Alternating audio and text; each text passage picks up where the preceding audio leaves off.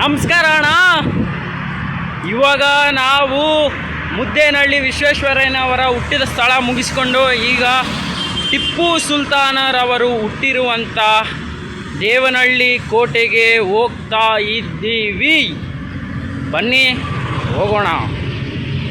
ಕೆರೆ ಅಲ್ಲಿ ಕಾಣಿಸ್ತಾ ಇರೋದೆ ದೇವನಹಳ್ಳಿ ಕೋಟೆ. ಇವರು ದೇವನಹಳ್ಳಿ ಕೋಟೆ ಒಳಗಡೆ ಹೋಗೋಣ. ನೋಡಿ, ಇದೇ ಮೇನ್ ದಾರಿ, ಮೇನ್ ಎಂಟ್ರೆನ್ಸು.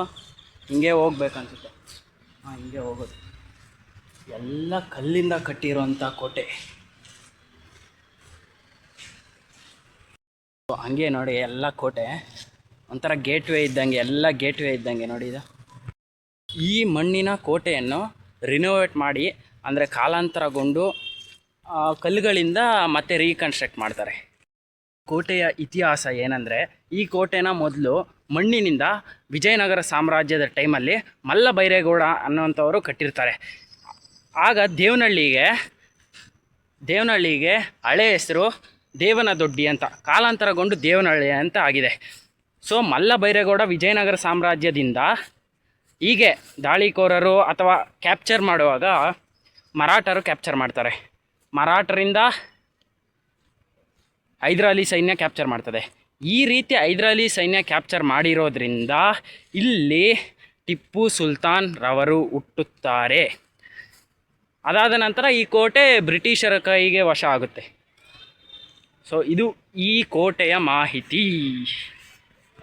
ಅಂದರೆ ನೋಡಿ, ಈ ಕೋಟೆ ಒಂಥರ ಫೆನ್ಸ್ ಇದ್ದಂಗೆ. ಈ ಕೋಟೆ ಒಳಗಡೆನೇ ಒಂದು ಏರಿಯಾ ಫಾರ್ಮ್ ಆಗೈತೆ ನೋಡಿ ಗುರು. ಕೋಟೆಯ ಮೇಲ್ಭಾಗ, ಇದೆಲ್ಲ ಮೇಲ್ಭಾಗ ಎಲ್ಲ ಇಟ್ಕೆ ಚೂರುಗಳಿಂದ ಕಟ್ಟಿರೋಂಥ ಕೋಟೆ ಅನಿಸುತ್ತೆ. ಇದೆಲ್ಲ ಕೆಳಗಡೆ ಎಲ್ಲ ಕಲ್ಲು ಹಾಕಿದ್ದಾರೆ ನೋಡಿ. ಎಲ್ಲ ಕಲ್ಲನ್ನ ಸಮಾಂತರವಾಗಿ ಜೋಡಿಸ್ಕೊಂಡು ಹೋಗ್ಬಿಟ್ಟವ್ರೆ. ಈ ಕೋಟೆಗಳೇ ಹೆವಿ ಸ್ಟ್ರಾಂಗು. ನಮ್ಮ ಏರಿಯಾದ ಜನಕ್ಕೆ ಕಾಂಪೌಂಡ್ ಹಾಕ್ಸೋದೇ ಬೇಕಾಗಿಲ್ಲ. ಯಾಕಂದರೆ ಆಲ್ರೆಡಿ ಜಮಾನ್ದಲ್ಲೇ ಕಾಂಪೌಂಡ್ ಕಟ್ಬಿಟ್ಟವ್ರೆ.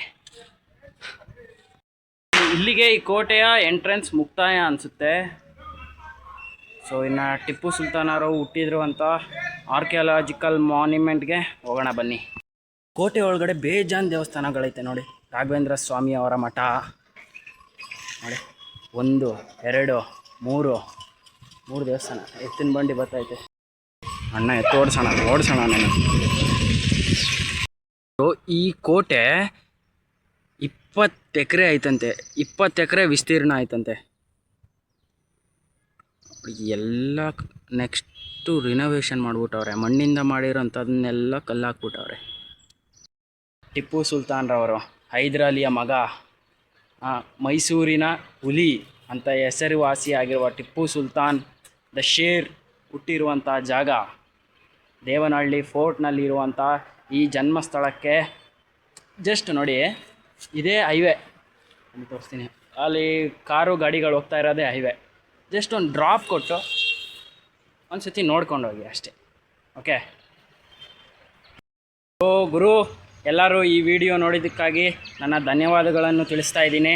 ಸೊ ಮುಂದಿನ ವಿಡಿಯೋಲ್ಲಿ ಸಿಗೋಣ ಅಂತ ಈ ವಿಡಿಯೋನ ಮುಕ್ತಾಯಗೊಳಿಸ್ತಾ ಇದ್ದೀನಿ. ಮುಂದಿನ ವಿಡಿಯೋ ಯಾವ ಊರಿಗೆ ಹೋಗಬೇಕು ಅಂತ ನೀವೇ ಕಮೆಂಟ್ ಮಾಡಿ. ಆ ಊರಿಗೆ ಹೋಗೋಕ್ಕೆ ಪ್ರಯತ್ನ ಮಾಡ್ತೀನಿ. ವಾಚ್ ಟೈಮ್ಗೆ ಥ್ಯಾಂಕ್ ಯು.